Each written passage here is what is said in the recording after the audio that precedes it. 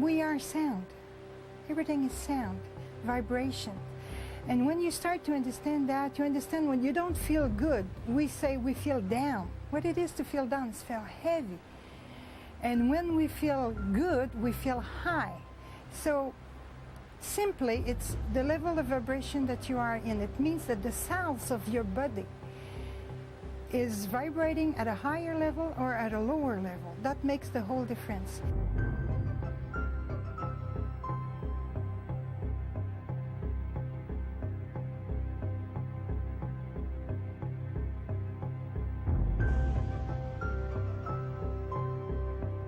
In this documentary, you will meet 5 exceptional people who intuitively healed themselves by having the courage to disobey the laws of conventional medicine and instead open their hearts to the laws of nature.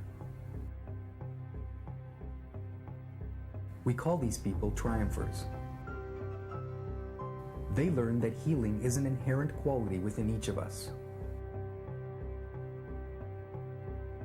They also learned that these self-curative powers are unleashed when living in harmony with the laws of nature, thus becoming whole, becoming sound.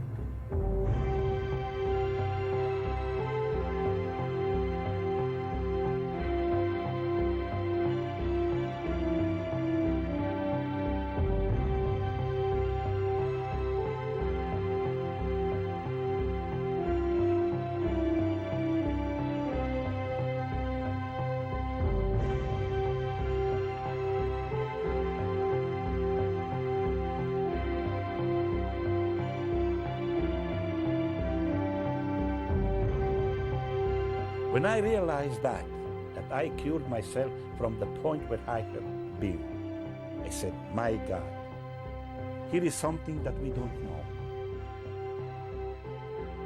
It just seems that your body just takes on a curing and a healing process and a rejuvenation, which is quite remarkable. I was hearing the nurses and the doctors saying, we're losing her, she's going. And I could hear it, but inside of me, I was fighting. I mean, I just didn't want to go, and I knew I was going. Basically, an accident, why I consider this something as a gift, is because it caused me to reawaken, to re-examine who I was, where I was. I feel much, much better. Just like I never feel so good in my life. I can't believe it, that's what's happening to me a year ago and where I'm standing now.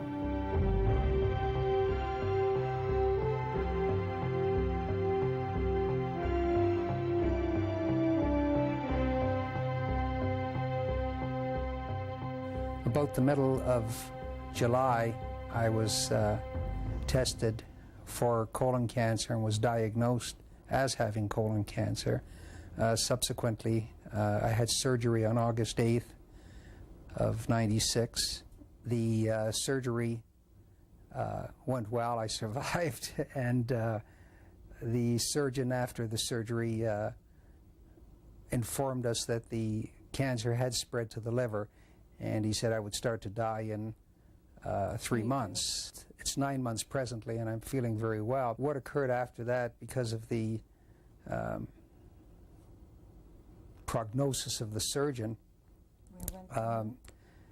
there was really nothing to do. Like, there was no sense. I didn't feel I wanted to subject myself to chemotherapy or radiation or any further surgery. I figured if I was going to die, I'd die happy rather than miserable. Anastasia went and purchased many books, and the strange thing is the books I did read were books that were written by MDs, and the one book I didn't want to read was a book that was written by Joseph Gabra, who was a layman. If you only pick up some books and start to educate yourself and read and learn, and I hope people one day they can start to really get into it and see how much more is out there. Also, in conversations with Joe Gabra, he asked me about my lifestyle, because I certainly was atypical of a colon cancer kind of person. I've exercised for the last 30 years. I've always been on a low-fat diet. And he started to ask me what we did in the house. Did we microwave? And I said, yes, extensively. He said, that's a possibility. Don't microwave your food. It irradiates it. And then he started to speak further that the fact that in some homes there is a negative energy that irradiates from the ground because of the crossing of water sources. And I asked him, did he know anyone that could possibly come to the house and check it out? Bruce McGill is into many things, and what he did was, first of all, he spoke about what he did, and he was very fascinating. The main work I do is I'm a dowser, and I use dowsing for checking out people's homes for various energies that, in my opinion, could be creating them major health problems. Then he just said, may I go through the house, which he did, and he found in our bedroom, as a matter of fact, by our bed, he found several sources of negative energy, which he took and he placed loonies on. Mm-hmm. And the strange part of it was, well, it wasn't strange afterwards, it sort of made sense. It was exactly where my colon cancer was, where the loony was, and it was exactly, he didn't know my wife had had breast cancer, and it was exactly where she had had the breast cancer. The one major energy that I'm dealing with in a home is a thing called noxious veins of water. There are certain veins of water that flow underneath the ground, and they give off what are called noxious rays. Not all veins of water do this, just certain ones. You'll see in nature where these noxious veins of water are. If you see a tree with what I call like a big tumorous growth on the side of it, or you actually see the trunk of the tree twisting as it comes out of the ground, that it will more than likely be over where one or more noxious veins of water are. Honeybees in the wild will build their hive over where these noxious veins of water are. He asked if we trusted his judgment to rid the room of this negative energy, and we said, yes, we do trust you. And he said, fine, just leave it to me. I believe that these noxious rays are trying to break down the energy of anything above it. I'm not saying that if a person sleeps over this, that absolutely for sure they're going to get a major disease. However, I will say this, is that I sure don't want to sleep over them. And from my experience, what I've read and what I've discovered is that I think, in my opinion, it's definitely had a major effect on the health of the individual. I think I've become more open to things that I would have scoffed at previously, that I wanted everything to be proven and set in stone. I've heard so much anecdotal evidence of people that have walked away from cancer that it's astounding. Bruce and Irene McGill have been astounding people from their Peace Center in Havelock, Ontario, with their incredible healing abilities. Primarily a dowsing school, the Peace Center employs many complementary healing techniques, from soul singing to Reiki, of which Irene is about to give a demonstration. You, first of all, would center yourself. If you haven't already done that, I always center myself before a client even comes. But you would center yourself so that you know that you're totally allowing the energy to flow and that you are not the one that's controlling the situation. And then I would go down her body,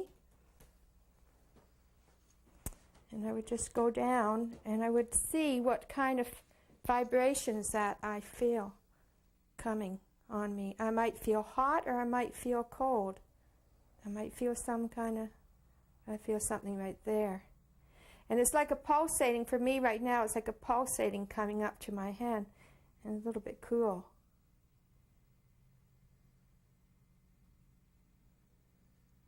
And here is a bit warm. I'm going to put my hand there, and I'm going to put my other hand here, because these are the two spots that I felt. I tend to find that for me, there's a lot of my breathing is connected with the Reiki I do, but I can already feel, I can feel it moving through me. But we'll give Susan an opportunity to experience this. I can see by the fact that Susan's eyes are fluttering that she now has gone into another dimension. And being personal, I won't ask her questions at this time, but if she was with me by herself, I would be asking her questions such as, what's happening, where are you? She's having a lot of movement take place, a lot of emotion, and that's okay.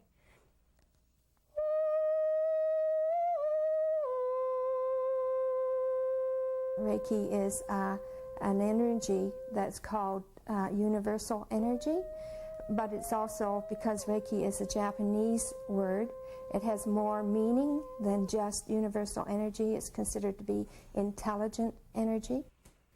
Dr. Osui of Japan was the one who rediscovered it. And then what I do is I just go down, it's called brushing off.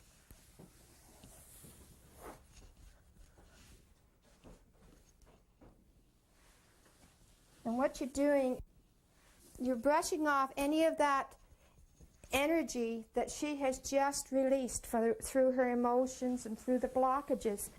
How do you feel? I feel great. Now her hands feel extra cold, and that shows that she was doing some processing. Had she been here for her complete hour and a half, you might as well say, taking everything into consideration, she probably would have released some blockages in some form, but she already had started the processing. So you may find that things are moving for you along the line. Even though it's just a short time, you might find that you may feel a little weepy. You may go to the bathroom a little bit more, not so much because you didn't do a whole treatment, but you might find that something seems different, and that can mean that a healing has taken place, or things are moving, healing is taking place. It is important to be sensitive to energy. Energy within yourself, your own body. The more conscious you get, the more you can feel blockages of energy, or that energy is collecting in a certain place in your body. You're storing it, you're holding it. Energy is that which pervades everything, I mean, behind everything. And the modern science also telling us that everything is made up of energy, that even things that appear to be solid are empty space for the most part. It's just energy fluctuating at different rates that create an illusion of mass, an illusion of density. That's what the healing process is about. It's about transcendence. It's about changing the forms in which things are into forms that allow for the flow of energy rather than creating blocks or for energy to all collect in one place. It's how do you create wholeness? How do you create openness? How do you create integration? And that's by opening up energy. I have history of thyroid problem, which is last 5-6 years start going into a goiter. After biopsy, my goiter started growing so rapidly, like every week getting bigger and bigger. They recommend like two type of radiation treatment. One is iodine treatment, which I have to be in hospital for 48 hours, and they feed me with iodine, and I'm going to be highly irradiated. And after that, about 20-21 cobalt radiation. I said, why you want to give me this radiation? They said, just make sure, or for precaution, that we want to make sure that we're going to kill all these cancer cells in your body.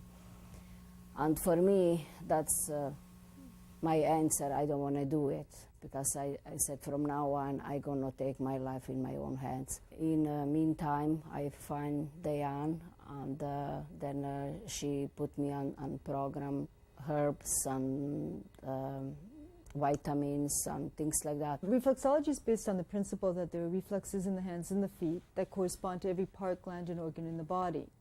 So basically, when we're looking at the feet, or when I have 2 feet in front of me, I'm seeing the entire person's body standing beside me, so to speak. Reflexology also helps to balance the body system, and it's based on a principle of zone therapy, in that there are 10 zones in the body with energy flowing up and down each of the zones. If there's a stagnation of energy in any of the zones, then you have an imbalance in the body. So by opening up that energy, enabling it to flow freely, it provides a condition for the body to heal itself.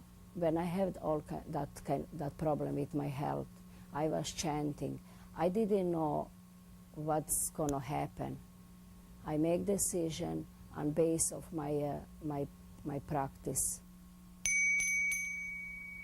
훔칠 대울천 사원군 훔리 지야 도래 훔리 황리 사파 훔칠 대울천 사원군. We have two different factors, water energy and the fire energy. We can keep our body healthy when two different energy is balanced and circulated very well. Most of disease and the sickness are from excess of fire energy at present in this period, such as cancer, AIDS, and heart attack especially. And they are from stress. Stress is fire energy. Make me feel opening my life and make me feel relaxed and make me hope, make me alive and happy, and that you can change any poison into medicine when you change. Whatever it's come to your life, you can change by chanting.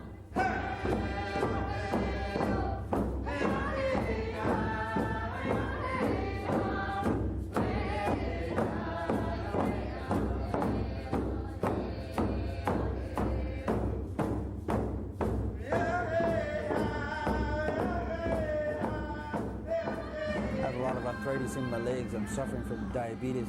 I have a lot of little ailments, wounds, as you would call them, throughout your growing years. You pick up little wounds here and there. And so rather than take Tylenol, rather than take any pharmaceutical, I drum. And in drumming, I can even trance out while I'm drumming. Totally remove myself from my own being and get into the rhythm of the beat. Within our own beings, we have a force. We have an energy force within us, and that's your spirit. And when people drum, it brings out the positive energy force within there. The actual sound and the power coming from the drum is one that we have absolutely no control over, and that comes from the Creator, and it comes from Mother Earth. The original place where the sound of the drum came from was the heartbeat of Mother Earth. We always hear about it, and now we get to actually listening to it, and you're listening to it right now.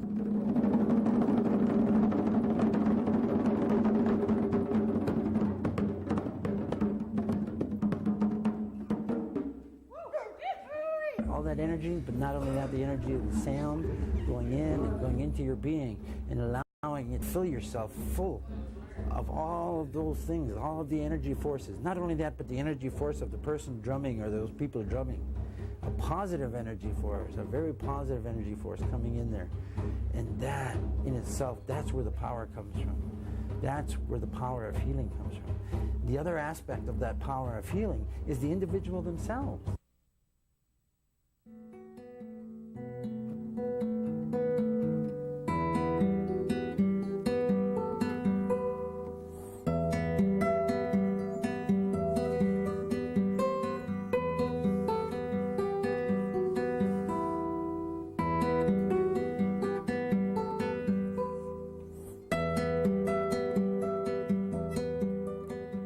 Approximately 13 years ago,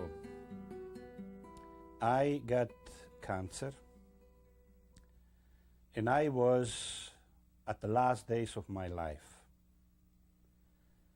Then I turned my back to the medical profession, and I started to look for alternative. And I happened to find Tahibo. Upon rediscovering the healing properties of Tahibo, an herbal remedy for cancer, Joseph set out to spread the news. He wrote the book, How I Beat Cancer, and then devoted his life to distributing Tahibo. When I survived that BCG treatment, that is terrible pain. I just wanted to suicide.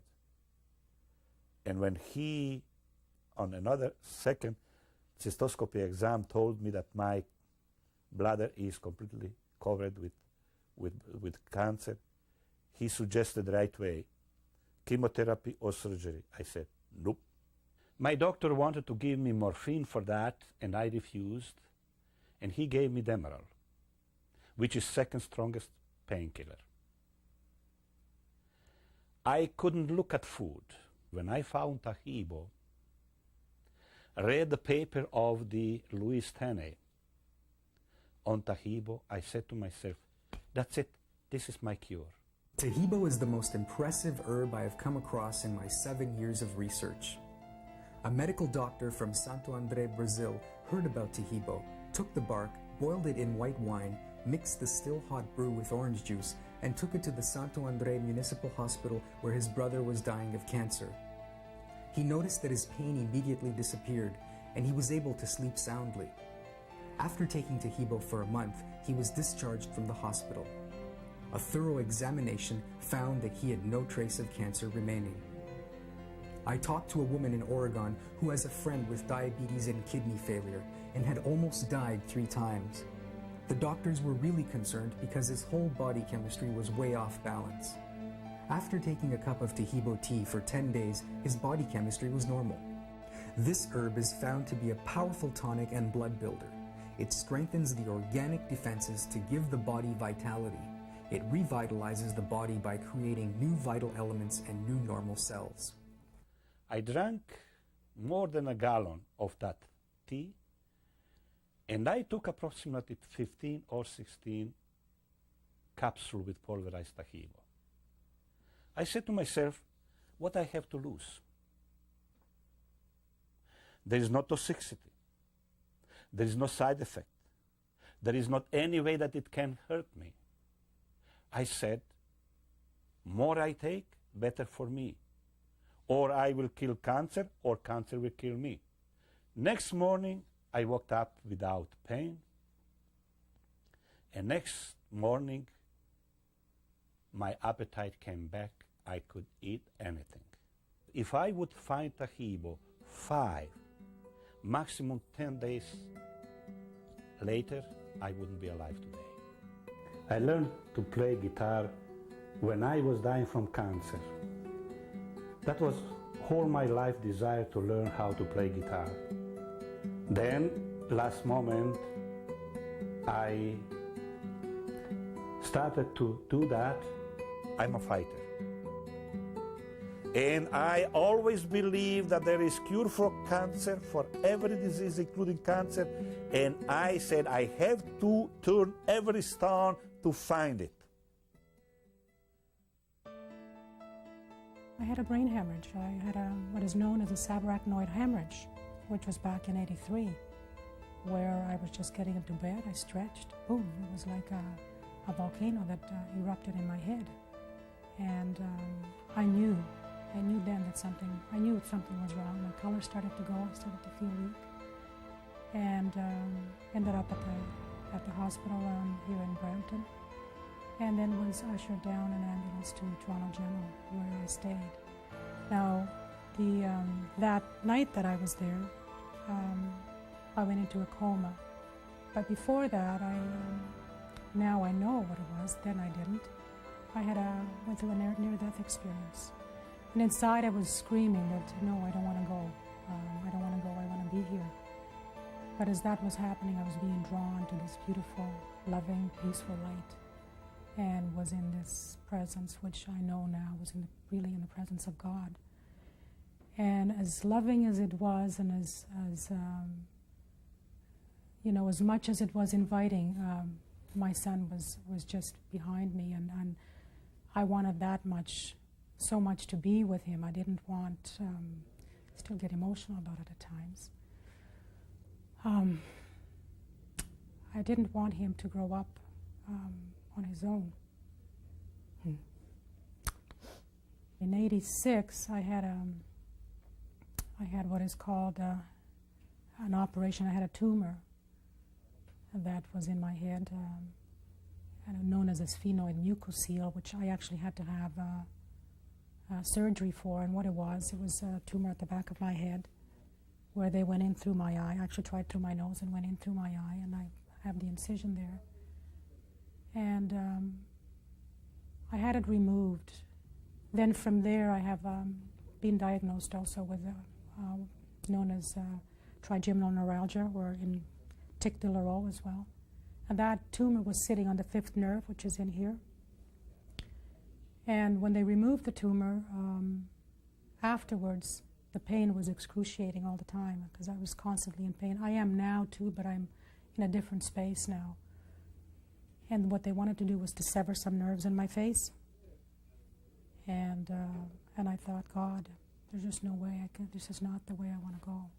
So December 31st came, that's it, I'm not taking any more medication. And it was one hell of a year.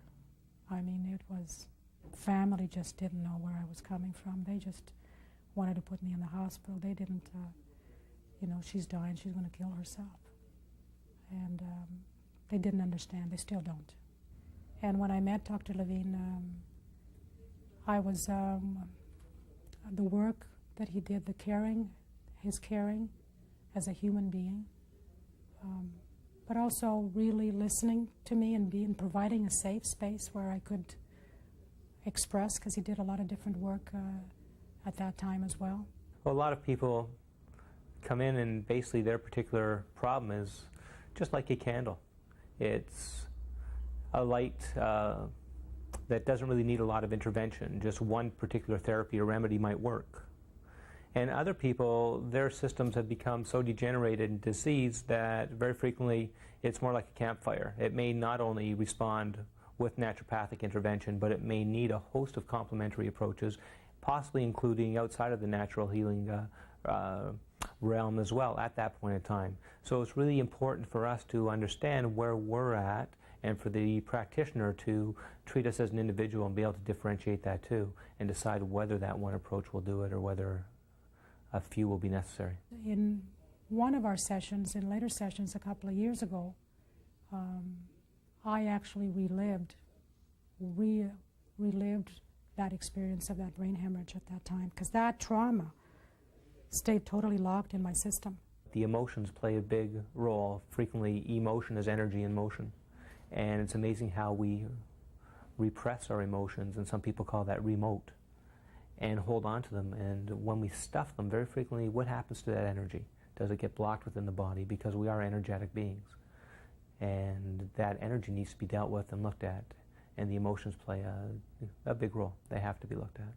And most places, such as in my office with network spinal analysis, there is a fair bit of emoting that does occur and can occur.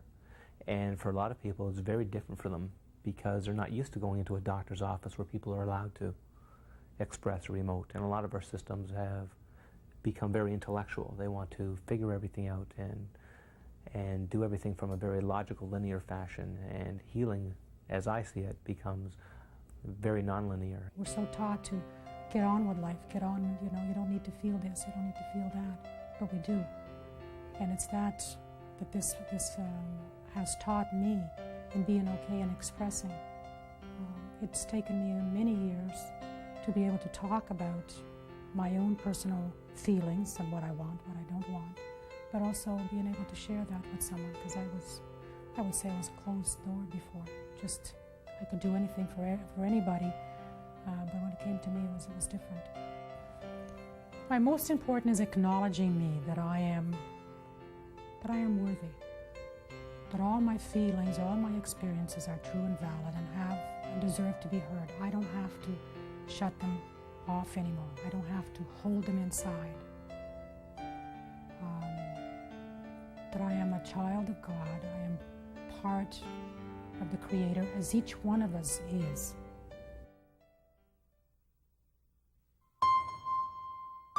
Gaining control over my life was one of the key things in the healing process. I discovered that there are really only two things I can control. They are my own thoughts and my own actions. Here I was recovering from a parasailing accident where I landed on the dock, had what is called a near-death experience. And you never realize how bad it is until you start reliving it. And I remember, my left eye, you might not see it, but I forget what they call it, some strange name. He had a droopy eye and they thought I was going to lose it. And it was a scab going literally from here all the way here to here, unbroken. Within a period of about 10 days, they took a picture of me in the hospital, and it had already healed an awful lot. This one's a couple of years after they've done it. It takes 2 years to know if the nerve graft would work or take, so you have to keep working at it. Not only did I work at it in the rehab center, I asked them, and they were nice enough to give me the tools to work at it at home, because I was going to help it any way I can to make those nerves grow right. Now I understand there are other things I could have done, like eating simple things like soy lecithin granules that help the nerves and many other things. But medicine, as it's trained, ignores this because they have what I call the education of ignorance. They wear blinders. And then I got caught in the addictive relationships our society helps create, and I bought into disability pensions, medical systems, and you get caught in this externalized mode of healing and finding out it doesn't work. It was the night when I was ready to take my own life that I got my second wake-up call, my second chance. That's when I started hearing my own authentic inner voice and understood that regardless of what others would try and do, and they try their best, I would have to be true to myself and my mission. And it became a process of emerging gracefully from a very painful experience. And instead of trying to plow it under, which didn't work, was to let it see the light of day. To let the pain, to let the crisis, to let all these things become learning experiences. To ask myself one question: what can I learn from this? Ken Vygotsky took the experience of his own transformational healing process and self-published the book The Ultimate Power. The book explores Ken's miraculous recovery from a near-death experience and partial paralysis. I had learned to do the simple things like becoming a vegetarian most of the time, and that healed my heart. Learning how to do relaxation, learning how to internally find the positive, and I was healing myself. So here's this external model of healing, which is externally we're going to surgery, we're going to give drugs, when in truth the body's wisdom to heal itself is within us. Thought is such a powerful thing. And that was the power I discovered. And I finally realized the ultimate power was beginning to honor what I call the universe, the universal intelligence. Some people may call it God, you may call it whatever you want, but there is something supreme there. And I don't need proof, because I stopped to believe in the world where seeing is believing, and began to understand in my world that believing is seeing. I think the first thing an individual has to do is hire themselves. Take responsibility for what you do. And understand, I call it something called joyous non-attachment. The best way I can explain that is to not be attached to the outcome, but to joyously enjoy the journey. And to savor the moment, because this is the only moment. And when you combine that with the other parts, and you begin to see how if you are ecologically, environmentally, holistically, as I put it, honoring the universe so you honor yourself, then in essence, you find life goes much easier. It's called practicing the law of surrender, not giving up, but going with the flow. Finding your mission in life. And we all have a mission, something we want to be remembered for. And then knowing that if you have that mission, it's like a compass setting. It'll always point true north if it is a positive one.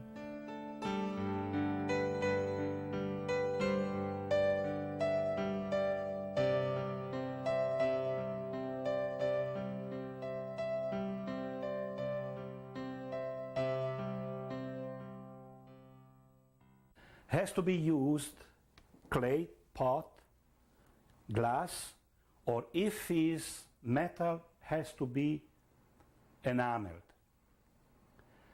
And should be used distilled water. We bring water to the boiling point. When water starts to boil, we put bark in. Now, for one regular use to maintain good health, we need just to put 1 heaping tablespoon for 1 liter of water. Here is about 1.5 liter of water, and you see I will put twice this. So actually I will put this, 1, 2. Okay? And now I cover again, and it has to be boiling fast for 5 minutes. After 5 minutes, turn down the heat and simmer for another 20 minutes, altogether 25 minutes. After 25 minutes, take away from the heat, let it settle down, and when it settles down, then we use this thermos bottles to keep it hot and warm, because Tahibo can be taken hot, warm, or cold. If somebody is making strong Tahibo and cannot drink unsweetened, never use sugar. Use natural honey or maple syrup. That's all what has to be done. And every sip, swish the mouth with it, then swallow it. Because Tahibo can be taken on empty stomach, before the meal, during the meal, after meal, the best way who can do that, start from the morning early until the late in the evening. Every 10, 15, 20, whatever minutes, one sip. Because that is the way how body assimilate it much better. 30 years ago, 1 out of 14 people in United States was dying from cancer. Now is 1 out of 4. Recently I heard that is 1 out of 3. And that until the end of this century is going to be epidemic. We have to do something. We have to adjust our body in some way that it can work within itself, heal itself. And our immune system is very, very, very important factor. We can bring our immune system back in many different ways. But I found that Tahibo is the best one because it is directly working on immune system. Okay? That is why Tahibo is curing not only cancer, many, many, many different diseases. In terms of boosting the immune system, first of all, we need to look to our diets. We know that vitamin C, beta-carotene, zinc levels all have an important effect. Psychological and spiritual component to support the immune system is also critical. The environment, of course, has an impact. There's also several herbs that have been identified that are very, very supportive of the immune system. I mean, the list is very long, but there's some major ones like Echinacea, astragalus, shiitake mushrooms, and so on. Those are the kinds of things that, if we were eating a natural diet, we'd be getting a lot of these components from our foods. I think with a wrong lifestyle, you can weaken your immune system, and then you can get all kind of problem.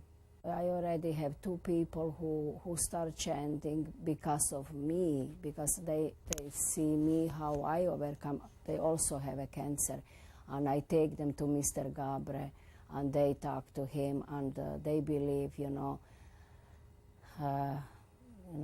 that practice work for them, because also find a way of healing themselves too. It's not that you don't do any other way, you're doing so many other way too. When you chant, what you're doing is you are literally releasing any negative vibrations in the body, and you're opening the whole body to receive more light, more energy, more the wholeness that is supposed to be there will return just because you're releasing what does not belong there. One key area that impacts on healing a lot is sound. Sound is energy.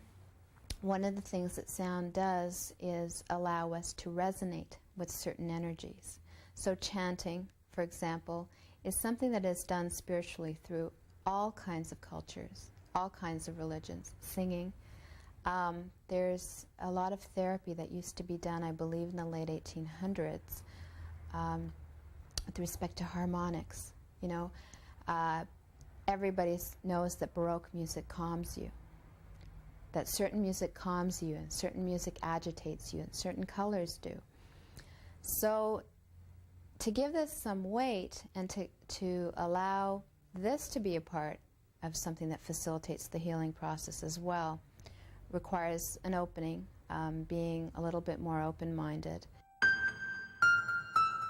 Everybody seems to have benefited from my having cancer in the family. This is, I guess, one of the positive aspects of it, is everybody's changed. The entire family has removed all their amalgams from their teeth, which, of course, is leaching mercury into your system. And over the years, I'd asked dentists about it, and they said, no, it's not a problem. And once you start to read about it, you realize, yes, it certainly is a problem, because you just keep accumulating toxic substances in your body. So we've done many little things, and I think it's, I couldn't pinpoint any particular thing, but I think it's the combination of all the many things we've been doing. We've been using a shotgun approach rather than using a bullet. That's right. One of the #1 cancer in North America is colon cancer. You know, when you look at what people put in their body, they're really going all against laws of nature. And when you start understanding this and put all this into place, you realize that it really brings you back to what you're meant to be a lot more. Things that we ingest, take into our bodies in the form of chemicals in our foods, chemicals in the water, placing fluoride and other halogens into the water, we're starting to realize has major impact on the body. The other areas that I'm really concerned about is the use of heavy metals in various industries, as well as dental materials, the toxicity associated with that. But armed with information, armed with an understanding of how these things affect us, at least empowers us to be able to take some control. You also have to know that there are some other ways by which you can help yourself, that there are other maybe specialities or other remedies that can be used. And we know that, and people know it, that you can be also helped through the homeopathic approach, that you have been, you will be able to be helped by the nutritional approach, through the vitamins, minerals, through the herbal approach, okay?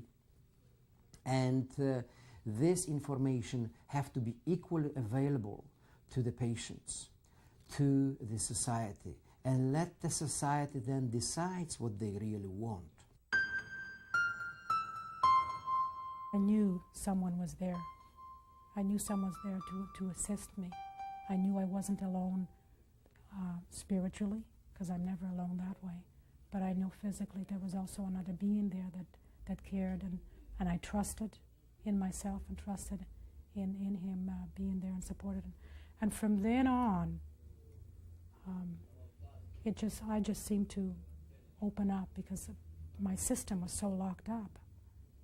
I just started to see the world in a different way, to see myself in a different way, to see my family, to do more for me, what I need to do for me.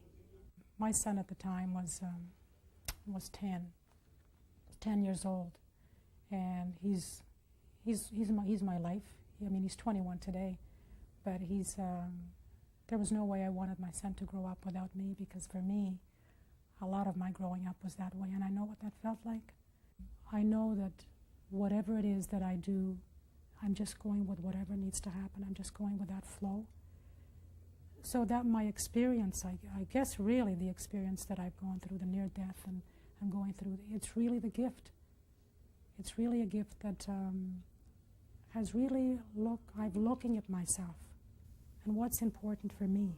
It's a commonly reported experience that people who are faced with their death, people who have near-death experiences, people come back and all of a sudden the monotony of how they were living just isn't enough anymore. Simply going to work, doing the do things, making your money at the end of the day, and coming home and paying the bills, having some leisure time with your family, it's not enough. One of the questions that causes the greatest stress to people is, why am I here? I believe that everybody has a gift to bring to the world, some talent, some gift, whatever that is, and that's part of our purpose of being here, is finding what is the meaning of our life, and why are we here, and how can we contribute, and how can we make a difference. And as we launch into that process, we get clearer and clearer about who we are and why we're here and what our challenges are. To be faced with death and to not ponder these questions, I think, is rare.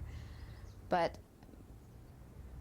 a lot of people need to redefine their entire life, to find something of greater meaning to focus on. And that is what helps them to live. I think the most important thing in life is to understand, and I put it in this way, that we are spiritual beings, and this is our human experience. And our human experience is the garden of our souls. You begin to see that this is the symphony of life. It's the symphony of the universe. And it's not the notes.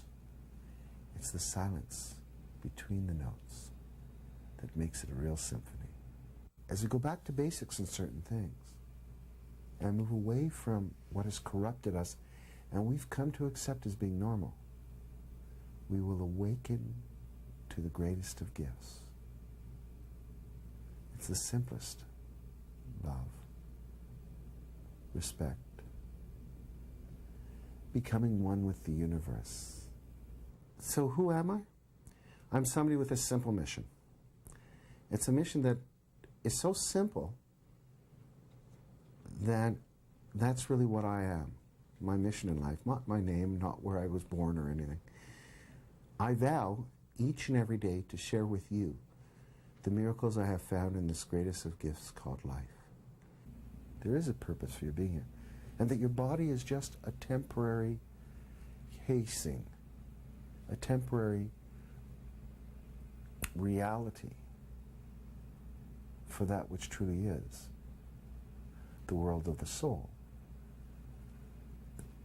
Then you begin to understand how important the mind is. You begin to understand what it is to make love with life.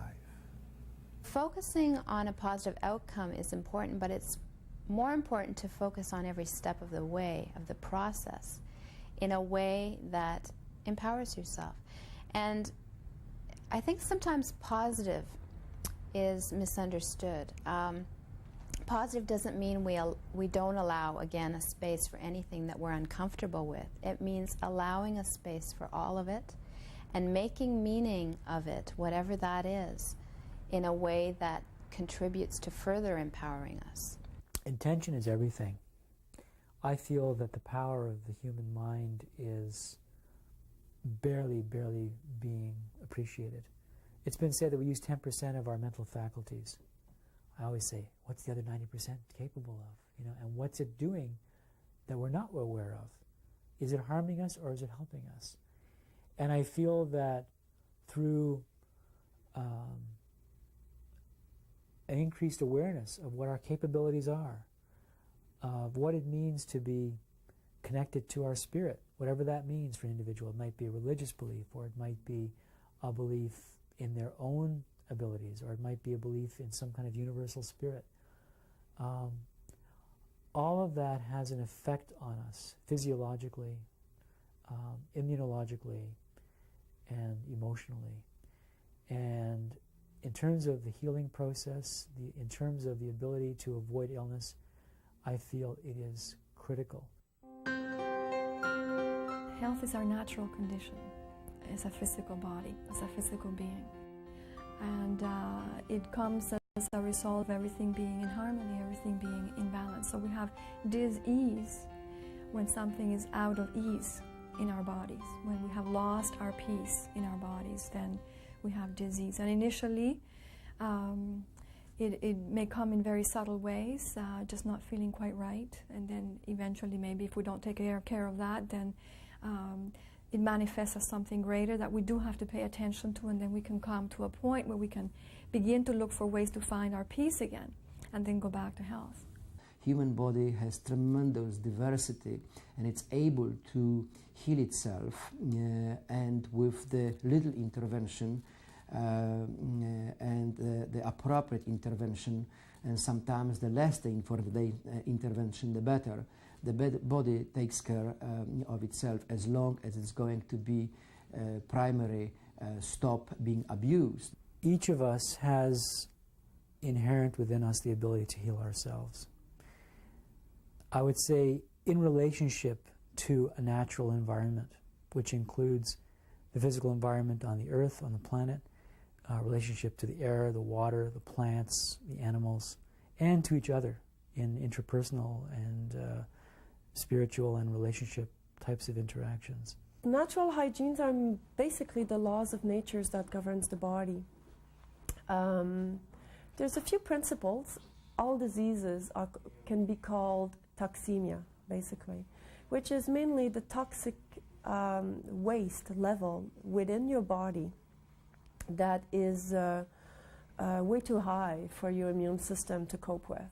We found that when people detoxify themselves, either with stricter fasting, such as water fast, or things like juice fasting, or even raw food diet for a while, oftentimes, I would say again, a good 95 to 99% of the time, people make major headways in whatever disease they're experiencing. I feel ultimately we need to use things that support the body's healing mechanism, and that is not dealing with the symptoms. It's not going to necessarily give instant relief in most cases, but it is something that takes healing back to where it should be, which is within the individual and supporting his or her own healing abilities. We're used to obey external authorities and not realizing that we inside have all the power, all the knowledge, and that the real sovereign, the real authority is within and not outside of ourselves. In fact, his will, his intention is the best medicine. Many people, when they're faced with the process of healing and taking responsibility for their healing, talk about two common elements. One is the clarity of their intention, that they want to heal, that they want to live, that they want to go with the flow of this natural process of healing and growth and evolving. That is a natural process. Anything against that is unnatural. So it's getting in touch with that again. The other thing is that they speak of trusting their inner wisdom, an inner voice. Some people describe it as, some people describe it as intuition. Some people hear it as God speaking to them. There are different ways in which it comes to people. That is crucial. We have an immense capacity for wisdom and brilliance, knowing what we need. And I think that quite often people become cut off from that. And getting in touch with that again is extremely important. I think we always have to come back to the question, the real question, what am I on this planet for? The important thing is myself, is me. Who am I? And then to realize and remember who we are. Remember that we are that creative source. We are nothing less than God, Goddess, with unlimited powers, unlimited capacities, unlimited health, unlimited everything we want. And then, once we realize this, all we have to do is behave as such. I don't want to change the world. I just want to fine-tune it for my children, all children. And everything I do in my life either relates to that mission, and I will do it, and it is ecologically, environmentally, holistically friendly and sound, or it doesn't, and then I don't do it. And that guides me. So if one's to ask, who are you? I am, and that's all. And there's my mission. You can control your life, nobody else.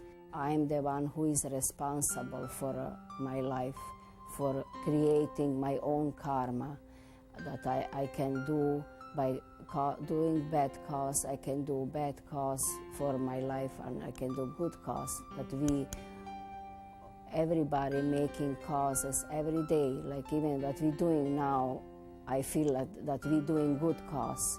You can have that perfect life condition which you can be happy as you can be in your life.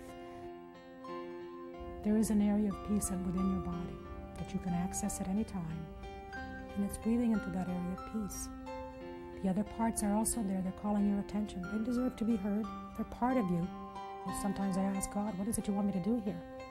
And the response I get is, you know the answer to it. You know what you need to do.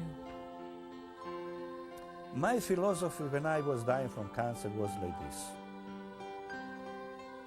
When God created man and put him on this planet, he planted with him all kinds of herbs for all kinds of diseases.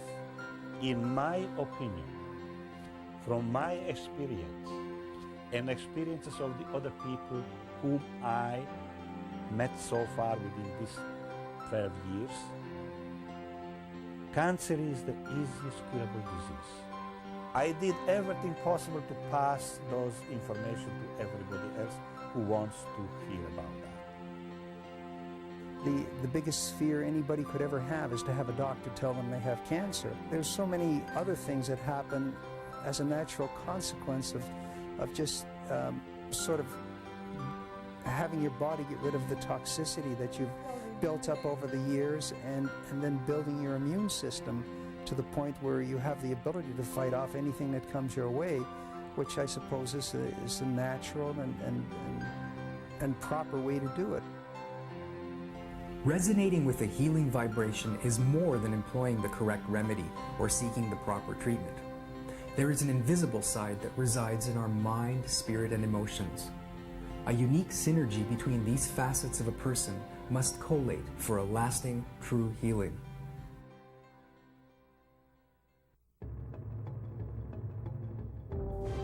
Joseph is currently working on his second book.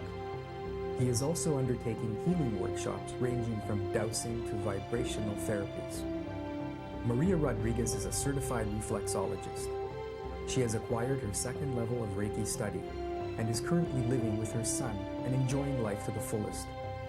Ken Vygotsky is working on his second book.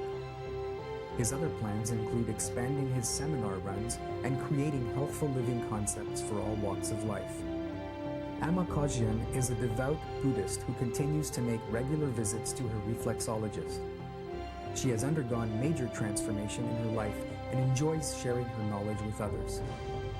Larry Schwartz, upon meeting Joseph, he vowed to give back a little of what Joseph gave him by contributing to the production of this documentary. Although his doctor gave him 3 months to live, he has surpassed that expectation and is confident that he will carry on.